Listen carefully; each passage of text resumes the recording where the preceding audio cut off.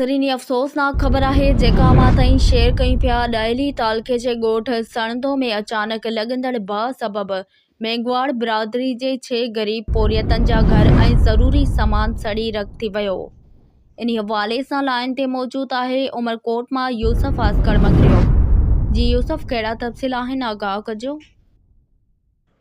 जी बिल्कुल, ॾाइली तालुक़े जे ॻोठ सणंदो में अचानक लॻंदड़ बाहि सबबि मेघवाड़ बिरादरी जे 6 ग़रीब पोरियतनि मीरू मेघवाड़, पुनू मेघवाड़, नकरो मेघवाड़, ॾेसर मल, नथू मल ऐं फोटो मेघवाड़ जा कखावन घर मुकमल सड़ी विया। घरनि में पयल समूरो सामान, खटूं, बिस्तरा, ॿनियुनि जा काग़ज़ समेत अल्ह तल्ह सड़ी रख थी वियो। बाहि मुतासिर ख़ानदान खुलियल आसमान हेठि बेयारो मददगार तरसियल आहिनि ऐं हिननि वसवारनि खे मदद जी अपील कई आहे। जी ठीक है यूसुफ, तफ़सील ॾियण लाइ महिरबानी। पाकिस्तान पीपल्स पार्टी मेंबर क़ौमी असम्बली मखदूम जमील ज़मान तरफ़ां आला हाई स्कूल जी नई बिल्डिंग जो इफ्तिताह। हाई स्कूल जी बिल्डिंग 7 करोड़ 80 लख जी ख़ातिरी रक़म सां तामीर कई वई आहे। स्कूल में जदीद तालीम, कंप्यूटर, मिली मीडिया जी तालीम ॾिनी वेंदी। आला Makhdoom Ghulam Haider government boys high school में 7 करोड़ 80 लख जी मालियत सां तामीर थींदड़ सिंध गवर्नमेंट जी तरफ़ां क़दीमी दर्सगाह जो इफ्तिताह पाकिस्तान पीपल्स पार्टी जे मेंबर क़ौमी असम्बली मखदूम जमील ज़मान जे हथां कयो वियो। उन मौक़े ते सैयद सैफ शाह ऐं चेयरमैन म्यूनिसिपल कमेटी गुल मोहम्मद पवर नदीम डायरी मौजूदु हुआ। उन मौक़े ते executive engineer education works Mashooq Shah media के ब्रीफिंग ॾींदे चयो त वो भी आपको इंशाल्लाह जल्दी मुकम्मल होती नजर आ जाएंगे, क्योंकि एक बहुत बड़ा वो था, स्टेप था जिसको हमने क्रॉस किया है। जो ईरानी आए थे, हमारे भाई लोग आए थे, तो उनकी वजह से रुक गया था। ऐसा लग रहा था कि जैसे काम शुरू नहीं होगा। तो मैं तो पहले उसका क्रेडिट देना चाहता हूँ कि अच्छा हुआ, काम हो गया, हमने इसकी ओपनिंग कर दी, तो लोग भी आ जाएं और काम भी होता रहे। तो इंशाल्लाह जो आपने बात की है उस पर हम सब मिलके उसका ज़रूर नोटिस भी लेंगे और उसको आइंदा के लिए रोकेंगे भी। सदर सूफी यूनिवर्सिटी बनाई तो गई है बिरछा में, जो कि सदर मुल्क आसिफ जरदारी का ख्वाब भी था और है। अभी उसको जो है ना वो उसकी इमारत ताहाल भी न बन सकी है। वजह क्या है? जबकि काफ़ी बार इसके पैसे भी यानी वो हुए, यानी इसमें मंजूर हुए, लेकिन वो अभी तक वही। शाह लतीफ़ थाणे जी हद में खून रेज़ी जो वाक़ियो। मुमताज़ कॉलेज भरिसां मीर वल्द अलादीनो नोनारी के नामालूम माण्हू कुआड़ियुनि जा वार करे बेरहमी सां क़त्ल करे छॾियो। जवाबदार वाक़े बाद फ़रार थी विया। ज़रियनि मूजिब वाक़ियो ज़ाती दुश्मनी जो नतीजो थी सघे थो। पंजारी थाणे जी हद में चोरियुनि फुरुनि जूं वारदातूं अरूज ते। पंजारी थाणे जी हद में अलमदीना डेयरी ते धाड़े जी वारदात। डेयरी मालिक उसामा खां 2 नामालूम फुरू टी पिस्टल जे ज़ोर ते तक़रीबन 1 लख कैश रक़म, 1 अदद मोबाइल फ़ोन ऐं कुझु ज़रूरी काग़ज़ात फुरे फ़रार थी विया। हिकु राति पहिरियां साॻिए इलाइक़े मां चोर हिकु कैबिन जा ताला तोड़े हज़ारे रुपयनि जो सामान चोरी करे विया ऐं हिकु ॼणे जी राति जो 4 बजे खां पोइ मोटरसाइकिल खाए विया। एसएचओ लियाकत कुंभार इलाइक़े जे माण्हुनि सां ॻाल्हाईंदे चयो त जुराइम पेश माण्हू लिकी त सघनि था, पर कानून खां बची नथा सघनि। ऐं वधीक चयो त ॾोहारियुनि ख़िलाफ़ पुलिस जल्द गिराउ तंग कंदी।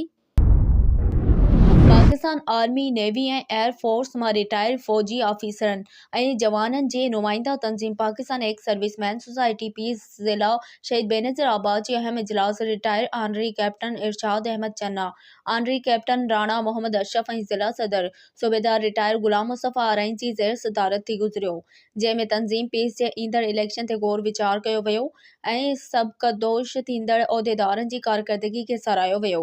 इजलास में तालका नवाबशाह मां सूबेदार रिटायर अब्दुल कादिर शहानी, सूबेदार रिटायर अनवर इकबाल आरई, नायब सूबेदार रिटायर अब्दुल मजीद आरई, नायब सूबेदार रिटायर मलार खान महेश्वरी, नायब सूबेदार गुलाम मुस्तफ़ा आरई, नायक नज़ीर आरई, तालका दौड़मा सूबेदार क्लार्क रिटायर एजाज अहमद रेंदर, लांस हवलदार मोहम्मद इब्राहिम शर, लांस नायक अब्दुल हकीम मंगी, सिपाही यामीन, तालका सकरनमा नायब सूबेदार रिटायर मोहम्मद शरीफ कैरियो, नायब सूबेदार तालिब हुसैन जरदारी, हवलदार सैफल खान बारेजो, तालका काजी अहमद मार, honorary captain Mohammad Suleman Sayal, chief warrant officer retired Zulfiqar Ali सैतो ऐं ॿियनि रिटायर ऑफिसरनि ऐं जवाननि वॾे तादाद में शिरकत कई। इजलास में शुरूआत तिलावत कलाम पाक सां थी, जंहिंखां पोइ ऑनरी कैप्टन रिटायर इरशाद अहमद चन्ना सभिनी रिटायर उहिदेदारनि जी कारकर्दगी जी तारीफ़ कई ऐं आईंदा रिटायर्ड थींदड़ जवाननि खे पीस में वधि में वधि मेंबर साज़ी ते ज़ोर ॾिनो। गॾोगॾु इलेक्शन जी भरपूर तयारी जी हिदायत कई। चोर हायर सेकेंडरी स्कूल जे बहितरीन उस्ताद सूबेदार जुनेजो खे नौकरी जी सर्विस मुकमल करण ते स्कूल जे स्टाफ पारां फेयरवेल अलविदा पार्टी ॾिनी वई, जंहिं में उमरकोट कॉलेज जे principal Abdul Rauf Soomro, principal higher secondary school Chor Ali Nawaz Bambhro, headmaster new Chor high school Murad Ali Mangrio, TAO Arbab Ali Samejo, principal Hafiz Noor Mohammad नोहड़ी, अमान अल्लाह सोमरो, उस्ताद अमीन सोमरो, हिंदू सिंह सोडो, चंदन कुमार अब्बास सोमरो ऐं ॿियनि समाजी वर्कर उस्तादनि शागिर्दनि ऐं शहरियुनि शिरकत कई। उन मौक़े ते उस्ताद सूबेदार जुनेजो खे गुलनि जा हार पाराए अजरकनि जा तोहफ़ा पेश कंदे भेटा ॾींदे चयो त उस्ताद सूबेदार पंहिंजी ड्यूटी हमेशह ईमानदारी ऐं सचाई खां अदा कई, पाण शागिर्दनि खे पंहिंजे बचनि वांगुरु सम्झी तालीम ॾींदा हुआ। उस्ताद जा केतिराई शागिर्दनि हिन वक़्तु मुख़्तलिफ़ खातनि में अहम उहिदनि ते कमु कनि पिया। संदन नालो बहितरीन उस्तादनि में शामिल थिए थो। उन मौक़े ते हाशिम कुंभार, मोहम्मद अली आरीसर, राजेश महेश्वरी, गुलाम रसूल बियो, शम्स आरीसर, इस्माइल कुंभार, सदाम अली, इनायत सोमरो, मुर्तज़ा सोमरो, हाजी अकबर समेजो, उर्स नोहड़ी, रसूल बख्श वसाण, अयूब कुंभार, अज़हर बियो, शफ़क़त, रोशन कुमार, निहाल चंद, गुलाम रसूल पठान, अकरम आरीसर, मुश्ताक कुंभार, गुलाब सिंह सोडो, जयप्रकाश, अनिल कुमार, साकिब खान, हबीबुल्ला नोहड़ी, शबीर समेजो, अब्दुल्ला निज़ामुद्दीन, लतीफ़ नोहड़ी, हरीश अहमद अली नोहड़ी, गुलाम हुसैन समेजो, साफ़ी उमर एजाज, सिरोब सोडो ऐं ॿियनि शिरकत कई। संजोरा लंगोट रईस हाकिम खान मरी में अॼु सैयद सूर्य बादशाह एजुकेशन अकेडमी बड़ी में 6 माही पेपर्स जे रिज़ल्ट फंक्शन जी तक़रीब थी गुज़री, जंहिंमें वाइस चेयरमैन UC चोटी जमड़ाऊ, बावी चक, रईस जान अली मरी, महिमान ख़ास ऐं वालिदैन जी शिरकत। उन मौक़े ते अॻवाणनि जो चवणु हो त सूर्य बादशाह एजुकेशन अकेडमी सालनि खां ॻोठ जे ॿारनि खे तालीम जे ज़ेवर सां नवाज़े रही आहे। ख़ासि तौर ते न्याणियुनि खे वधि खां वधि तालीम मिली रही आहे। पोज़ीशन माणींदड़ पूरे स्कूल में पहिरीं पोज़ीशन गुलनिसा दी जान अली मरी, ॿी पोज़ीशन तैयबा दी आसिफ अली वसाण, टी पोज़ीशन अक्सा दी आसिफ अली वसाण शागिर्दियाणियूं रहियूं। उन मौक़े ते शागिर्दियाणियुनि में इनाम पुण महिमाननि विराया। चूंडको वेझो वॾेरो बादल खान जे ॻोठ में हिकु क़दीमी क़ब्रिस्तान आहे। उन क़ब्रिस्तान ते 2-3 मुक़ामी माण्हू कब्ज़ो कयो अथनि। उन क़ब्रिस्तान खे लोड़ा ॾींहुं गंद किचिरो बि उछलाइनि पिया।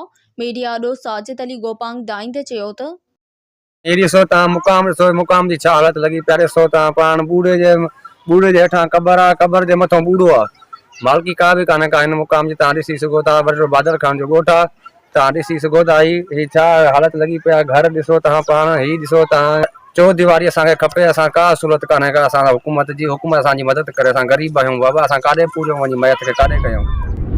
मेहर लाड़काणो फोटो सेशन खे छॾियो, थोरो अवामी मसला बि हल कयो। सचल टाउन जो चेयरमैन त आहे ई अलाए कहिड़े कम सां। मुसलसल महीने खां सचल टाउन UC 3 जे हिन रोड सुभान अल्लाह होटल जे साम्हूं सिविल लाइन थाणे जे भरिसां नालियुनि मां गंदो पाणी पियो निकिरे, पर UC चेयरमैन ऐं टाउन चेयरमैन खे नज़र ई न पियो अचे। टाउन चेयरमैन खे सिर्फ़ VIP रोड नज़र अचे पियो। सचल टाउन UC 3 जा स्वीपर पैसनि जी ॾेती लेती करे कम ई न पिया कनि। ख़बर शामिल कई पिया बांदी लॻ मोरो रोड ते ॻोठ हसन आबाद में वणनि जी वादी तां उमराणी बिरादरी जे 2 धुरियुनि में झेड़ो थी पियो। इन हवाले सां लाइन ते मौजूद आहे मियां बख्श जमाली। जी मियां बख्श, कहिड़ा तफ़सील आहिनि, आगाह कजो। जी बिल्कुलु, मां तव्हांखे ॿुधाईंदो बांदी लॻ मोरो रोड ते ॻोठ हसन आबाद में वणनि जी वादी तां उमराणी बिरादरी जे 2 धुरियुनि में झेड़ो थी पियो। झेड़े में कुआड़ियूं लॻण करे अब्दुल वहीद उमराणी मौक़े ते क़तल थी पियो, जॾहिं त ख़ादिम उमराणी ज़ख़्मी थी पियो। पुलिस वाक़े वारे हंधि पहुची क़तल थियल हमराह जो लाश ऐं ज़ख़्मियुनि खे रूरल हेल्थ सेंटर बांदी पहुचायो त उमराणी बिरादरी जे मछरियल माण्हुनि अस्पताल ते हमिलो करे ॾिनो, जंहिंमें लठियूं ऐं डंडा लॻण सबबि पुलिस एहलकार अकबर खिलजी ऐं अस्पताल अमले जा अब्दुल गफ़ार कुंभर, नसरुल्लाह डायरी ऐं शाहनवाज़ जोड़ेजो ज़ख़्मी थी पिया ऐं उमराणी बिरादरी जे माण्हुनि अस्पताल में भञ ड्राह करण बाद फरार थी विया। मक़तूल जे भाउ साहड़ उमराणी ॿुधायो त वणनि जी वाडीअ तां झेड़ो थी पियो आहे, जंहिंमें मुंहिंजो भाउ अब्दुल वहीद उमराणी क़तल थी वियो आहे। जॾहिं त अस्पताल अमले दाईंदे चयो आहे त मछरियल माण्हुनि असां ते बि तशदुद कयो आहे, असां सां इंसाफ़ कयो वञे, न त कमु न करे सघंदासीं। जी ठीकु आहे मियां बख्श, तफ़सील ॾियण लाइ महिरबानी। छा मसलो थियो आहे? अदा अहिड़ी असांजो थोरो घणो मसइलो हुयो। बनीअ तां हमरा ॿ गुर मोकिलाए विया, उहो आया छांगण खां त हिते झलियूं त बाबा तव्हां बबुर जो चांगो था एग्जाम था कयो अच्छा कणक था लताड़ो उहे धुरियूं केरु आहिनि उन्हनि जा नाला छा आहिनि? अली बख्श उमरानी, हुसैन बख्श उमरानी, खादम उमरानी, माजिद उमरानी। हा ठीक आहे। वो उते गोठ जहिड़ो थियो, उतां असां हमरा खणी हॉस्पिटल पहुतासीं, हुते असांजो हमरा एक्सपायर थी वियो। वरी मच्छर दुर जेका पोयां हुआ असांजे लॻी आई, अच्छा गाॾियुनि ते हुनजा हमरा लॻा आया, हुन घक बक पोइ आज लठियूं थी वियूं। अहिड़े हिसाब सां जीअं लथा लथा त अचण सां असां अंदरि बीठासीं। वरी हॉस्पिटल में अचे गेट टोड़े हर ॻाल्हि करे असांजे माना वरी बि असां सां विढ़णु चाहियूं था। अच्छा वरी बि असां सां विढ़िया। साॻिया ई मच्छरियल माण्हू वरी ॿीहर तव्हां मथां हमलो कयो अथनि? साॻिया ई मच्छरियल माण्हू वरी असांजे मथां हमलो कयो अथनि। उन में इहो पुलिस एहलकार बि ज़ख़्मी थियो आहे? पुलिस एहलकार जो ज़ख़्मी थियो आहे। उन्हनि मच्छरियल माण्हू जेके आया अचे असां ते हमलो कयो अंदरि हॉस्पिटल में, उन्हनि माना अचे हमलो कयो। उन में पुलिस एहलकार थियो आहे, ज़ख़्मी थियो आहे। ॿिया जेके स्टाफ जा माण्हू आहिनि उन्हनि खे धक लॻा आहिनि, जेके मथां बीठा मयत जे माना कैचू वग़ैरह खणी जा छा उन हिसाब सां। छा मुतालबो कंदो SHO बांदी खां ऐं SSP नवाब शाह खां? असां इहो मुतालबो कंदासीं त असां ग़रीब आहियूं, असांखे पंहिंजो हक़ ॾियारियो वञे। ठीकु आहे न। जेको असां सां बेवाज बि थिया, नाइंसाफ़ी थी आहे, उहा असां महिरबानी करे असांजो मसइलो। हीउ जेको हमरा फौत थी वियो आहे हुनजो नालो छा आहे? अब्दुल वहीद उमरानी। छा थिए तव्हांजो? मुंहिंजो भाउ अदा। अमरकोट एक्सरसाइज खाते जो सिपाही ॻोठ सणोई जो नौजवान रहवासी ओम प्रकाश बजीर ड्यूटी ॾियण लाइ बस में सफ़र करे छोर खां अमरकोट वञी रहियो हो त अचानक दिलि जो दौरो पवण सबबि फौत थी वियो। लाश ॻोठ पहुचण ते कोहराम मची वियो। नौजवान सिपाही गुज़िरियल 16 सालनि खां एक्सरसाइज खाते में ड्यूटी करे रहियो हो। खैरपुर समाजी अॻवान शहनाज शेख जी अॻवानी में समय औरतन फैज़ाबाद चांडिया मोड़ खां धारदार रैलियूं कढी 3 किलोमीटर पैदल मार्च करे SSP ऑफिस खैरपुर ॾाढो old national high road block करे धरणो एहतजाजी मुज़ाहिरो कयो। मुज़ाहिरे में साजिदा जमाली, नादिया कंवल, सिद्रा हसीना दायो समेत समय औरतन शिरकत कई। उन मौके ते धरणे खे ख़िताब कंदे चयो त खैरपुर ज़िलो बदअमनी जी बाह में ॿरी पियो। दुकानदारनि शहरनि खां फुर दाड़नि समेत चोरियुनि जूं वारदातूं रोज़ जो मामूल बणियल आहिनि।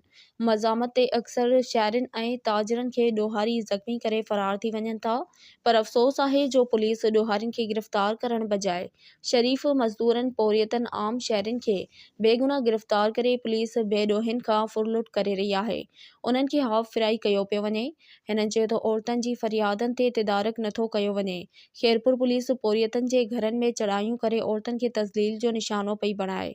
खैरपुर पुलिस जो किरदारु अवाम दोस्त बजाए अवाम दुश्मन बणिजी चुको आहे, जंहिंजी मज़म्मत करियूं त हिननि IG सिंध समेत वसवारनि खां मुतालबो कयो त SSP खैरपुर खे फ़ौरी तौर हटाए ईमानदार SSP खे खैरपुर में मुक़रर करे अमन व अमान जी सूरत हाल खे बहितर बणायो वञे। कराची सिंध जे वज़ीर आला सईद मुराद अली शाह पुलिस खे हिदायत कई आहे त ईंदड़ महीने खां जाली या फैंसी नंबर प्लेटनि वारी गाॾियुनि ख़िलाफ़ क्रैक डाउन शुरू कयो वञे।